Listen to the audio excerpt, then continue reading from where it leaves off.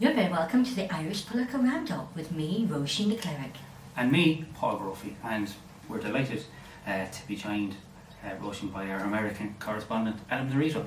Adam Dorito, you're very welcome to Ireland. Came near Vulture. Did I say that properly? You didn't, did you? Oh, yes, I know. Well, Rosen, it's a pleasure to be here with you and Paul today. I'm so glad that I don't have to do this across, on a distant podcasting platform, but it's so great to actually be in Ireland and be here at Trump Doonbeg and really talk about one of our greatest allies here in the United States. And it's great to actually have this opportunity to drive down, for you to actually fly in today, this evening, and do this interview, and then you're flying back out again tomorrow. Yep. But we're here in Trump Doonbeg and right on the ocean. And have you seen the ocean yet? I did. I actually jumped into the ocean previously when I was in Iowa a couple days ago. It's nice and cold the way it should be. It's very rejuvenating.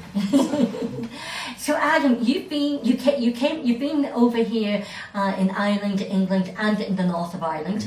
Mm-hmm. So I'm curious. Originally you came over for the Oasis concert, and then you've stayed and you've travelled around. So tell us about what your thoughts and opinions are of Ireland. So this is fascinating to me. Yes, I was here for the Oasis concert, once in a lifetime opportunity, one of my favorite bands from growing up, and that was great. That was only the first 2 days of my trip. Since then, I decided to take some time and get to know what's really going on in Europe, because what I think Americans fail to understand is what's really going on across the ocean. We hear bits and pieces, we hear deciphering what's really going on in the media, but as a person who's worked in intelligence and as someone who's worked in Army Special Operations for over 10 years now, what really matters is the opinion of the people on the ground and what's really going on. So I spent time in Dublin, and then I went to Glasgow, and then I went to Galway, and then I went down to the Cliffs of Moher. I did some little sightseeing there. But really talking to the local fishermen, the local industry people, the people working here, those are the opinions of the people that matter. Who is running the city? Who is controlling the infrastructure? Where are the jobs coming from? And what are the actual internal conflicts? Because, how much can we actually trust politicians and what they say and what the media says? And as I've been traveling around, especially when I went to Northern Ireland the last 3 days, it's been such an enlightening experience to understand.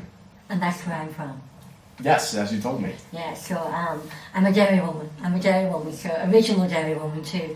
But so let's start. You arrived in Dublin. Let's start with Dublin. Mm-hmm. What were your thoughts and your perspectives and your opinions now of what you saw, heard, and observed in Dublin? So what I see in Dublin is a very big parallel to what I've seen in New York City or Chicago. It needs help.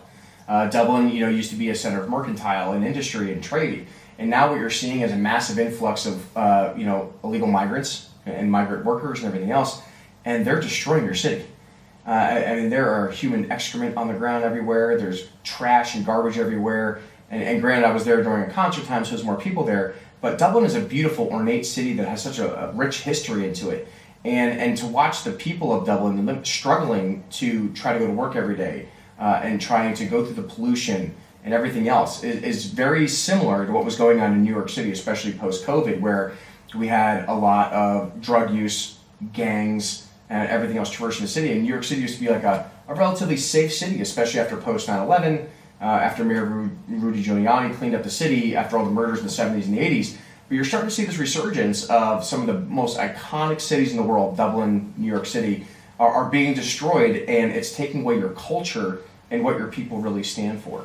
So it's just becoming like another international city. Yeah. You're not coming if you come to Dublin and experience the Céimhe culture and the Irish culture. Right, I agree. And it's something that I think the Irish people are starting to fear. I talk to a lot of people on the ground, is that they're losing their Gaelic culture, or they're losing their history, where their families came from, and they've grown up in that city hundreds of years. I mean, Dublin's way older than New York City or any of the cities in the United States, right? But I can see that the destruction of statues or the spray painting of political buildings, and some of your buildings are just massively ornate and gorgeous. Like the craftsmen in some of the bars I was in. Some of that woodwork is hundreds of years old, built by Irish. Where are these Irish workers anymore? You don't see that type of craftsmanship in industry anymore today, and it's very tragic.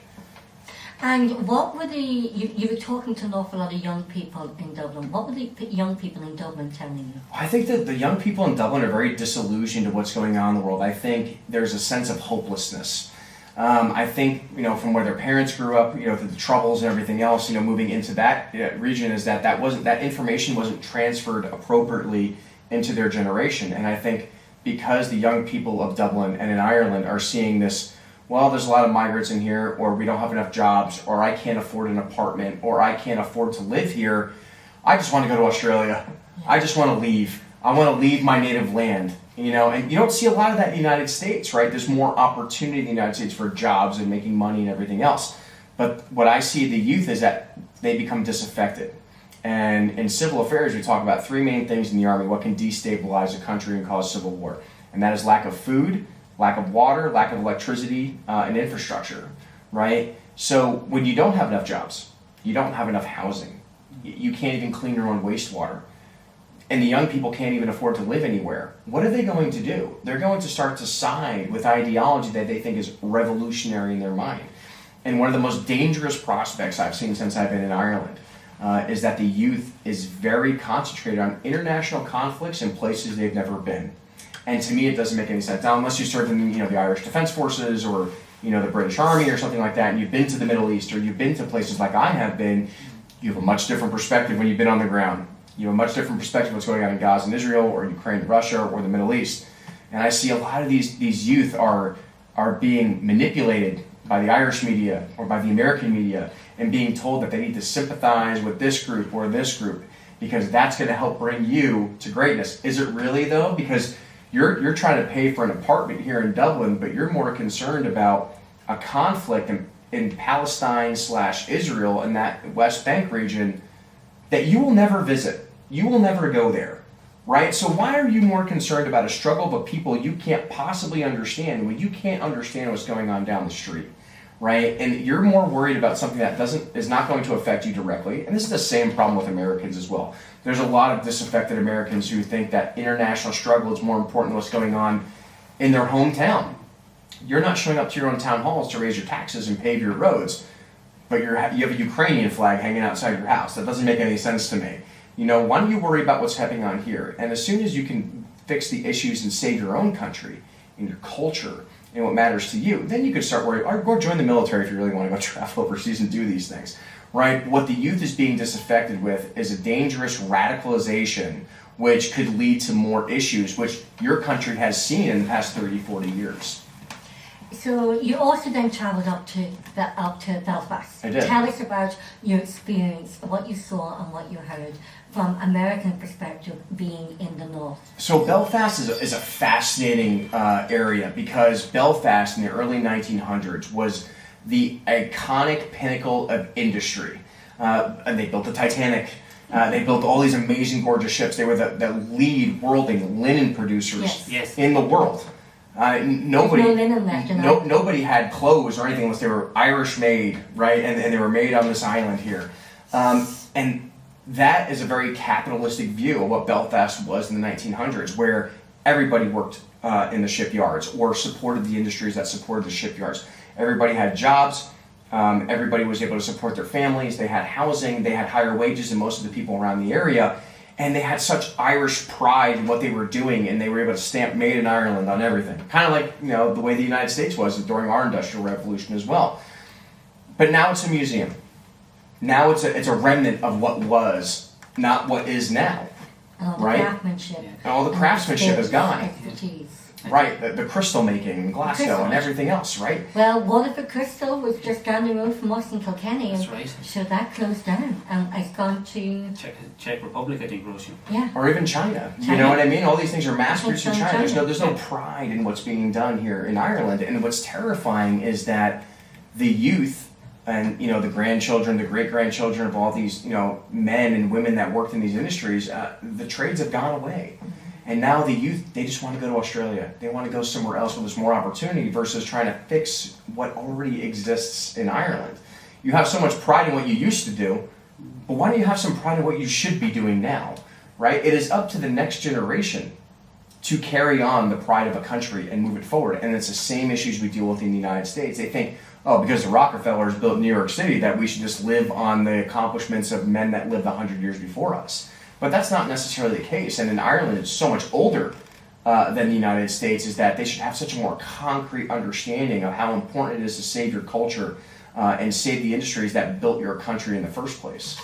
Adam, an awful lot of the Irish political establishments, the political elite, the media and NGOs would say, oh, Ireland is a very multicultural, gave me a vulture to everyone. We are a multicultural country, we're very liberal and progressive. Yeah, it sounds great until you see what's happened to your country. I mean, we had a lot of the same ideologies when the Democratic Party was running our country under Joe Biden. And we see the fallout of that. We saw a loss of American culture, a loss of American industry, especially in a post-COVID environment. But Americans have been very active in reversing that as fast as possible under the presidency of Donald Trump, whether it's through executive orders or everything else. And yeah, it's been extreme. It's been one heck of a ride for the last several months. But we're bringing our country back to where it used to be. We're even trying to reindustrialize the United States, right? We're trying to build more industries back because we had the same problem. We got rid of a lot of industry. We sold everything off to China, right? And Ireland, I think, is experiencing the same thing. But the problem is, from what I've seen from the minimal interactions I've had with your politicians and the people that know them, is that they just want to please everybody. And when you please everybody, you please nobody. Exactly. When you please everybody, you please nobody, right? They're more concerned about staying in power or upstanding the system that's existed for X amount of years for them. They don't want to offend anybody, but you can't satisfy everybody, right? I mean, if you can agree with at least 50% of the population, you're winning. Right? Even Donald Trump can't get over 50% to agree with him at certain points on certain things. But that is what is necessary to run a society. Winston Churchill once famously said, if you think democracy works, talk to a normal voter for 5 minutes. Right? Because most average voters are not well educated. They don't understand what's really going on. And it takes strong leaders to make hard decisions that maybe some people don't agree with in order to benefit the entirety of a country. And what I'm seeing here is your loss of industry, your loss of hope with your youth, which is your future. Your children are the future of your country. We're all not going to be here around here forever, right? One day I'm going to die, you're going to die, and who's going to be left is who we leave on this earth. And if they are in this mindset of I don't have to work, I don't have to learn how to do amazing craftsmanship or learn how to build a ship or run a computer store or build a company from the ground up or understand how my community is working, then what is going to be left when we're gone, right? And I think the United States is coming under a revitalization of that. And I think Ireland is in a big struggle right now, is there are migrants and some illegal migrants coming into your country that are willing to do the work. They are willing to do the hard things that the youth and regular people don't want to do, right? Why do you think that is the case? We'll talk about mindset off air. So from your perspective and your experience and your political analysis of everything, what has changed within the mindset of, let's say, we call them the Celtic Tiger, millennials, Yeah. but say for the people under 40, no one's getting married and having children anymore. They can't afford it. They can't afford it, Yeah. but they don't want it anymore. They just want the Instagram lifestyle, the designer handbags and sunglasses and life. What has changed in the mindset and influence the younger generation? And I think this is the difference between capitalism and socialism. We have a very soft socialistic society here, and we have much more of a capitalistic society. But there's not too many differences in the United States with the younger generations as well, right? But I work in the oil and gas industry. I'm a blue-collar worker. I grew up with hard hats and steel-toe boots and turning pipe wrenches, working 120 hours a week. That is unfathomable here in this country. When I was talking to some of the kids the last few days, like, what do you mean you used to work 120 hours a week? I work 36 or 45. I'm like, that gets to Wednesday for me. So the problem is one, it's a lack of ambition. And I think if there's a lack of hope in a society, right, then you can't possibly anticipate what you want to see beyond that, right? In the United States, if I don't like the way something's going on or I don't like this job, I can quit and move and go to another state. But the United States is much bigger than Ireland. If I don't like what's going on in New York City, I can move to Texas, right? But in Ireland, you can't do that. Ireland is not that big. No, it's tiny. Right? So you have to stay where you are in your city and where you grew up, and you have to save it for yourself. If you don't like what's going on, then you need to change it yourself. You need to take the initiative to not Instagram influencing. Yeah, it sounds great, and it'll work for some people. It doesn't work for everybody. It's saturated. It's oversaturated, right? But you need to go back to building the ship, so to speak, right? Not burning the boats, right? If you're not building and creating and giving something that your grandchildren or your children are going to look forward to, then what else is going to be left here for Ireland? It's going to be an empty country filled with other people that want to replace you, right? And that was a different perspective I even got in Edinburgh. Edinburgh is a very affluent, rich, educational area. The royalty sends their kids up there to go to school. And for them, the migrants are doing all the jobs they don't want to do. Street sweeper, toilet cleaners, hospitality workers, everything else. Everyone else is working in government and politics, and in the centre of Scotland there. So for them, it's like, well, they're not affecting my political job. They're not affecting my assistant job or my office job. They're doing the jobs I don't want to do. Well, that's because it's a city centre. Very similar to the elitist ideology in New York City or California or things like that. It's like these elitist societies think that they can exist and the migrants aren't having that much of an effect. But then you go out to places like Northern Ireland and Belfast, and then you go down to Dublin, or you go out to Glasgow, and you're seeing that it's a lack of ethical morality of wanting to actually do the hard work, right? We used to do that. The Irish The Irish are famous. The Irish built New York City. Yeah. The Irish built the Holland Tunnel. They built the George Washington Bridge. We built every road in England. Exactly. And Liverpool and The everything. railroads in America. And the railroads in America, right? Rockefeller brought every It's not that there's a lack of genetic ability to do these Yeah. things. It's a lack of the transference of skills and the willingness to understand what meaningless and hard work. And I think a lot of that is also a loss, in my personal opinion, of Christianity, right? And I think Ireland is. I'm an Irish Catholic. My family is from County Clare down here, and the Irish Catholic mentality is you produce good things for God through hard work, right? You sacrifice your time and your treasure, whether it's raising a family or doing a job, to make children, right? And to provide for a society collectively so that society works together towards a greater good of achieving the goal of heaven. I mean, that's the basis of Catholicism as much as you can get it. But I think that because there's a lack of faith and there's a lack of belief, and they think they can just get whatever they want, they can order whatever they want on Amazon, that they don't need God, they don't need ethics, they don't need morals. And you're seeing what happens to an unethical, unmoral society, is that it collapses on itself. And who is going to replace you? It's the people that still have those standpoints, and that might be the Hindus. It might be the Muslims. It might be other groups of people that still hold those foundational families, that they're having children and they are willing to work for less wages and they're willing to do the hard things that you're not. And if you're not going to do those things for a society to exist, then they're going to replace you. And I think that's what I'm starting to see here during my travels in Ireland, is that these younger immigrant families, which are very similar to how the Irish experienced their when they're after the Irish potato famine in New York City.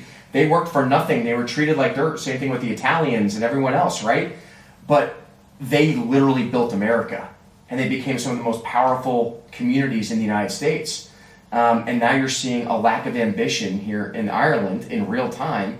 But those other communities who come from other countries, some illegal, some not, like some are coming here just fine, but they're willing to work for less wages. A lot of people are coming for economic reasons, right, rather than anybody fleeing war. They're coming for economic migrants. Because I promise you, there's more job opportunities here in Ireland, as many as you don't think there are, than there are in Syria. Right? So, but you talked about the Christianity, you talked about the boats, and you talked about, and you recently, down here, I think it was in Dublin, that you met a fisherman.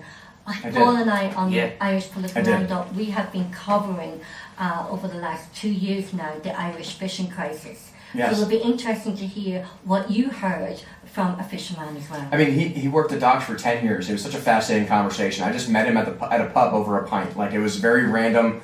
I had just finished a big hike on the cliffs of Moher and came back. I was just trying to grab dinner. And he was telling me how they're losing their livelihoods. Yes. They're losing everything, what his grandfather and his father had taught him. And he's like, well, now I'm just going to go replace paving tiles and work on thatched roofs down the street in a neighboring town, because there's no work here anymore. And the only time they have work is for tourism. Going out in the boats. Tourism has gone down. And tourism has gone down. But, the biggest thing that's going on, at least places I have been, is that, there's a tourism industry. It's very seasonal. But these small towns that have existed for hundreds of years are starting to disappear, and people are moving away, and they're not having children, and they're just leaving, and they're going else for opportunities. So, like I said, it's the younger people, the millennials. You call them the tigers, I guess is what you said, right? It's up to you. It's up to you. Do you want to save your own country? Do you want to participate in your government? Do you want to replace your politicians and actually have that hard conversation? You all talk about being revolutionaries. You know what I mean? Whether it's the IRA or the UDF or the Loyalists versus the Nationalists. I mean, your fathers and great-grandfathers did it, and they instituted change, whether that was positive or negative. But what are you willing to do? Because this is where we are. You can talk about your history all you want, but you can't change what happened in the past. The only thing you can change is what's going to happen moving forward. Right? And I think it's up to the Irish people to understand that the best thing that they can do is to create those real jobs and to create that real desire to hold on to their Irish culture and their Irish heritage. How can we do that when we're fighting to save it, like our fisheries? We can only now catch 15% of the fishing quota in and we're an island, in the Irish fish, where you have Iceland, you have even Norway, you have Belgium, who's not even a... You have 85% of fish in our waters are caught by foreign boats, and you see situations where there's the Irish fisherman, he can only go for a couple of weeks or months a year, and then you see these foreign trawlers coming in and cleaning the place out, and no reason. Yeah, they're coming into the shore, to the dock, and then they're being... transported by lorry over to Dublin and on to Europe. Yeah, and then they'll sell it to you for twice the price still. Exactly. Right? Exactly. And here's the problem is that's a perfect example of socialistic ideology and EU law reforms and being passed in Ireland and what another capitalistic country or capitalistic ideology is going to do. It's, like we say in the army, survival of the fittest, my fist is the biggest. If you're not going to fight for it, we're just going to take it from you.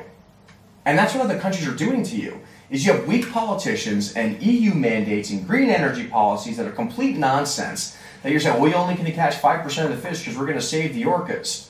Well, you're not, because China's just going to come in and take it anyway. They don't care, right? And you have to really elect politicians and leaders in your political sphere that are going to make the hard decisions to not only save your culture and save your industries and provide those jobs, but make common sense decisions, right? I mean, we've seen the effects of... even when I was out here in 2015 and they had the big wind energy movement out here when I was up at Oxford and I was studying at that, and they paid hundreds of millions of pounds to put these, I think the company was Clipper at the time, to install these giant wind turbines on the ocean. They were going to save Scotland and they were going to save Ireland.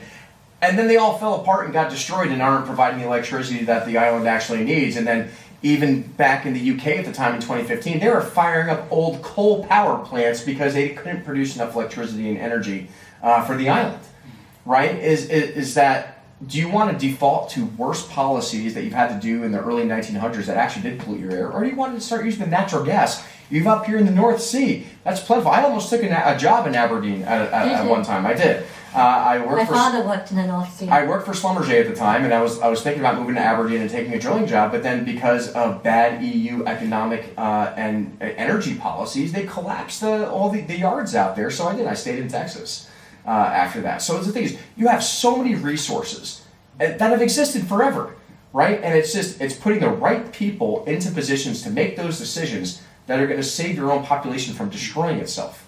Isn't it crazy to think we gave away all our oil and gas? Yeah, and Shell. Shell. Yeah, and off the west coast here. Must be about 20 years ago. Yeah. We sold them to Norway. What's a company in Norway? Yeah, Statoil. Statoil is going to buy all of it. Yeah. You know why? I mean, guess what? Norway's got more money. Right? And they're doing just fine for the most part. And they're also a socialistic society, right? But they have more availability. And a lot of their jobs are more higher paying. Right, and that's why you see the emigration, the movement of these people to those countries and to those places, is because they have more common sense approach to what's going to benefit their country the most. So you're over here in Ireland. You've been here for 2 weeks, as you said. What's your view on how the Irish media portray your president, President Donald J. Trump, and the Trump administration? I think they're afraid of him in a way. Because what they're seeing is that if the Irish people actually started to agree mostly with what the policies that Trump is instituting in the United States by force, not all the best policies, right? Whether it's cleaning up DC with the National Yes. Guard, right? Which is, I think, hilarious. As a former member of the National Guard, I can say that. Or, you know, we're going to clean up the streets of DC. We're going to make things safer. We're going to force all these tariffs onto these countries and start making them pay their fair share to stop being taken advantage of, right? Is that I think there is a serious censorship problem here in the EU and in Ireland, and not getting out their accurate information because they want to push Trump off as this horrible dictator, blah, blah, blah, king. Well, some of you love having a monarchy, so I don't know what you're talking about. We fought a revolution against those people. We don't have to worry about that anymore, right? But there's this misconception of that Trump is a dictator when he's not. He's trying to work for what's best for the American people. And things are going great in America, no matter what the media tells you. My stock portfolio is way up. My job is going great. The Army, we have more funding than we ever did before in my 15 years of military service, right? So I'm not going to complain.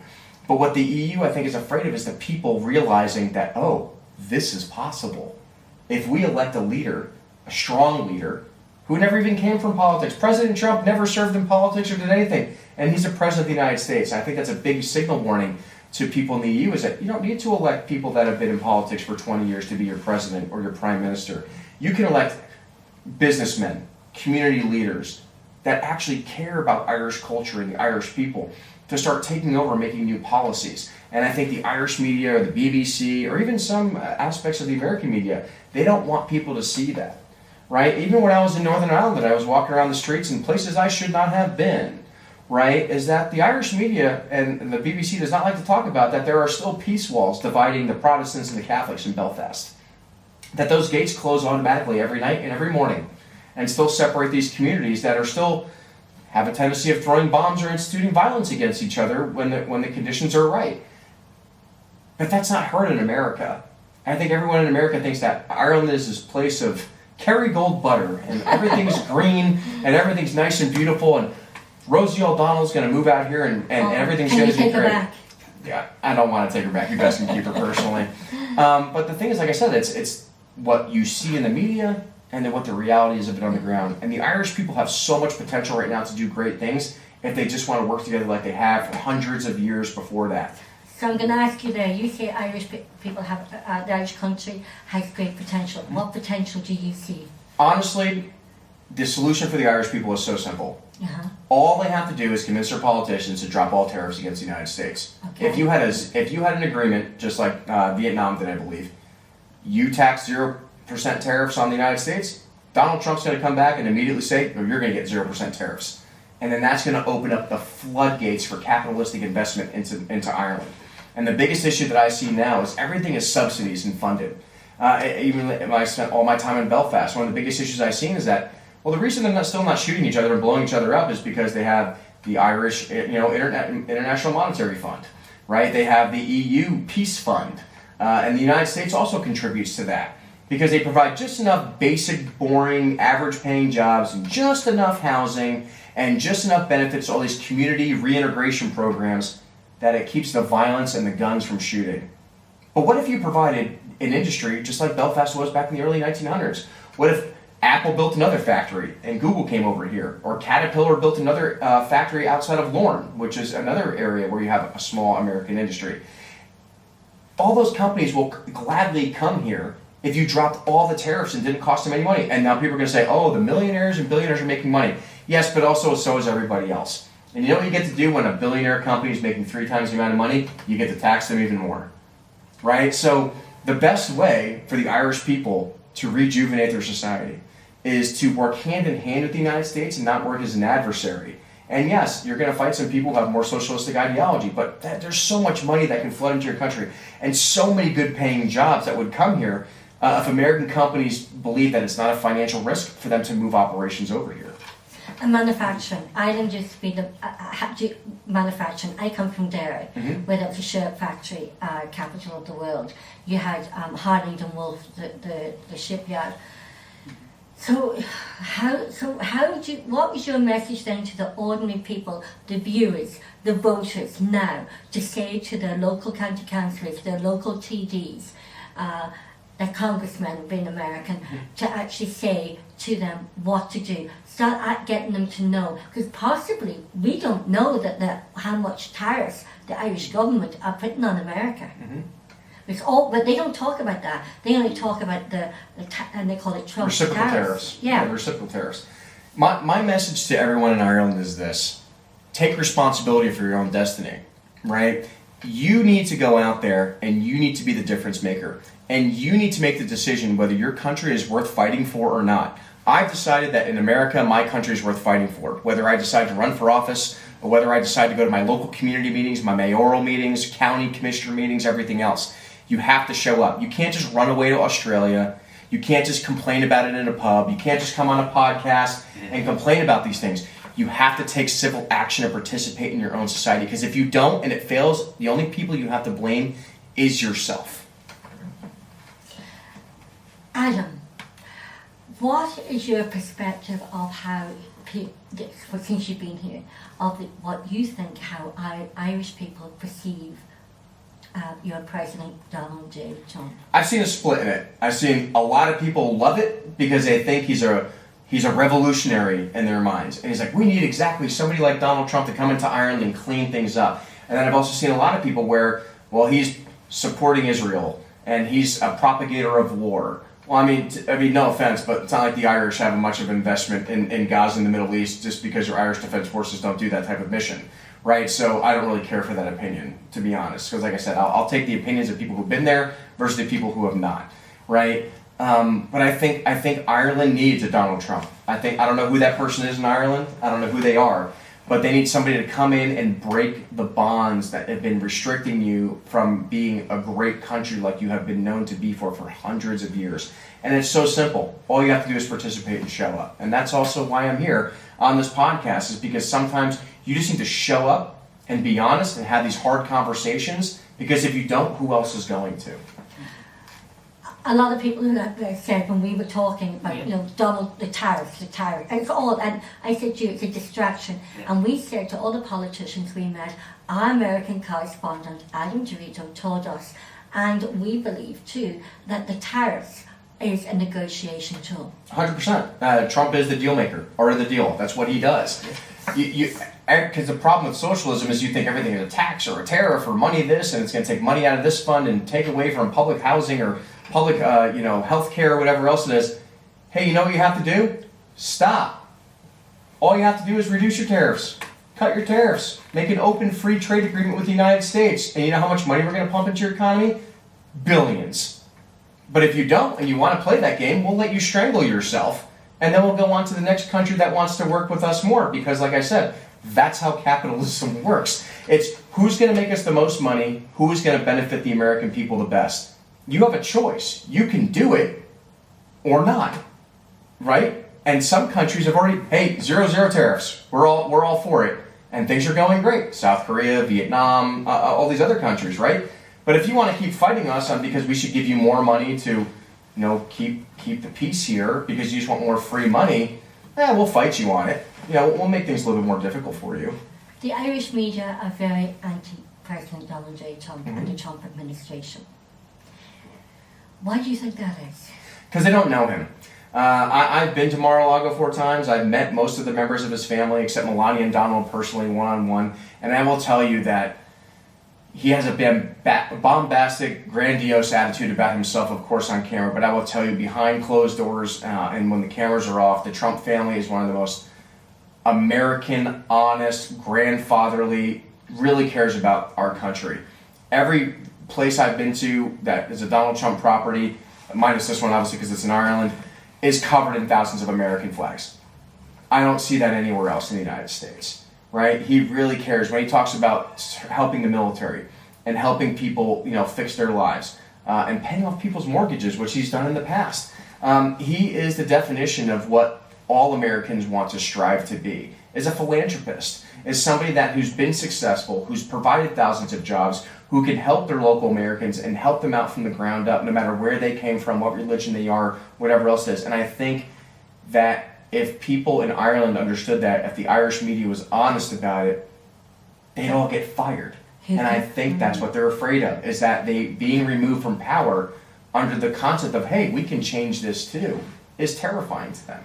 And that's where the hegemony in the media comes in. Who controls the media controls the narrative. Correct. And that's why I'm here, is because I think it's really important to understand what's going on the ground and understand what real people are saying. The fishermen, you know, the young kids in Belfast, the taxi drivers in Dublin, the workers in Glasgow, and even some of the hotel workers in Dublin. If I'm not talking to them, who really run society, who really makes places like this and Trump Doonbeg absolutely beautiful and amazing and the service we've gotten here, then who else is going to? It's not your politicians. And it's not Donald Trump either, right? But it's the people like us that are making the difference in our societies that are really going to change where the future of Ireland is headed. Because I remember we were chatting there a while ago, and you sent me something, Roisin, about what Donald Trump was going to do for the veterans. Yes. You know, it was a housing project. Absolutely phenomenal. No veteran would go homeless or anything like that. Right. Do you think that'll get any mention here in the Irish media? Absolutely No, not. absolutely not. Right, and it's because oh my God, somebody's actually working for the veterans in the U.S. government. That's never happened really before. We talk about it a lot, but someone's actually doing it, and it takes money and it takes time and it takes bravery to say those things. But he's doing it, and I'm all here for it. You know, and that's why I support him.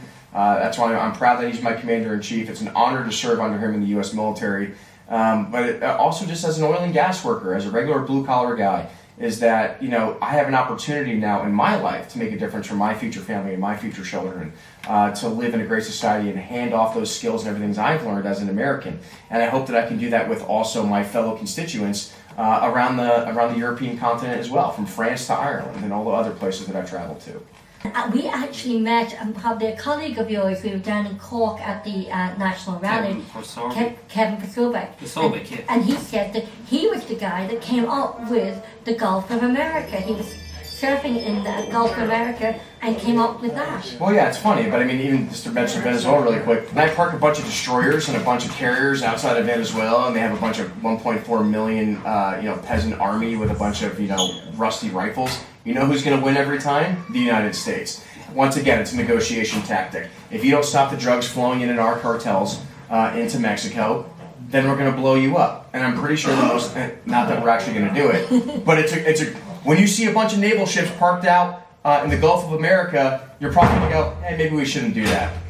And there's what is not getting out, the message out here in the Irish media and even politically or in Europe is that President Donald J. Trump is cleaning up not just Washington D.C. He's cleaning up the drug trafficking. Yeah. He's going for the drug cartels. He's cleaning up human trafficking and child trafficking. And the only people who are opposed to that are the people that are financially benefiting that by corrupt non-government organizations or NGOs. Every other American is all for this. Yeah. We love it. We love the fact that our border crossings, illegal immigrant crisis has gone down almost 99%. It's fantastic that hundreds of thousands of tons of drugs are being intercepted, that communities are starting to rebuild, that you're not getting as many American deaths from these things. And that's important. And yeah, there's people that are going to fight it because they like their free money and they like their socialistic ideology, because we have like a lot of the Democrats are like that in the United States. But you want to know what? It doesn't matter, because things are getting fixed in the United States. And like I said, you can't make everybody happy. If you can get at least 51% of people to agree with you, then that's real democracy. And it's all about children at the end of the day. It is. And even if you take the things Robert Kennedy Jr. has been doing in the Department of Health, he's improving food standards. They're looking at bringing down the cost of medicines in the United States. And bringing back physical fitness to a bunch of fat Americans, because we're the fattest people in the world. And making America healthy again. And I'm all for it, right? It's just, it's great to see these. It's hard forms. Not everyone's going to like it, but sometimes if you want to lose the weight and you want to be a faster runner, you got to get on the treadmill. Oh, I'm doing that. I mean? I'm doing it as we speak. Yeah, no, it's just important, right? Yeah. It's just that we grew up as a society like this in the post-World War II era. We had a great focus on the family and fitness and faith. And we lost all that, right? And we're trying to get back to that. And I hope that countries like Ireland and people around the EU realize that we could do this together. We don't have to fight each other, right? And let's do that. Let's also make Ireland great again. I know that it's not politically correct to say that here in Ireland, but let's make Ireland great again. Let's make Ireland healthy again. And let's make Ireland financially successful, and let's bring our children back again, and let's make Ireland one of the great manufacturing countries in the world again, and bring back our linen, bring back our woolen industry, bring back our fishing industry. Let's Am I missing a lot more? let's make guaranteed Irish actually mean Yes. something again. Yes, I've been on a campaign with all our politicians that, about guaranteed Irish, buying Irish products. And Paul and I were up at the door, and Paul We noticed. couldn't have planned it any better. We couldn't have planned it any. And just, like I would say, 25 feet, less than 25 feet away from the gates of Dáil Éireann, there is number 20 Moseville Street, yeah. guaranteed Irish. But Yeah. they're not all promoting guaranteed by Irish products. Right. And like I said, I think together we can fix this. It's just the Irish people, the young youth of the generation here, needs to have pride in their country. And we can work hand in hand with this, not against each other. Well, let's do that. Thank you so much for letting me come on the podcast. It was so wonderful meeting you all in person. Yeah. Well, Adam DeVito, thank you so much You're indeed welcome. for coming to Ireland and Doonbeg in County Clare to meet the Irish Political Roundup. Thank you. It's having a great week. Thank you, Paul.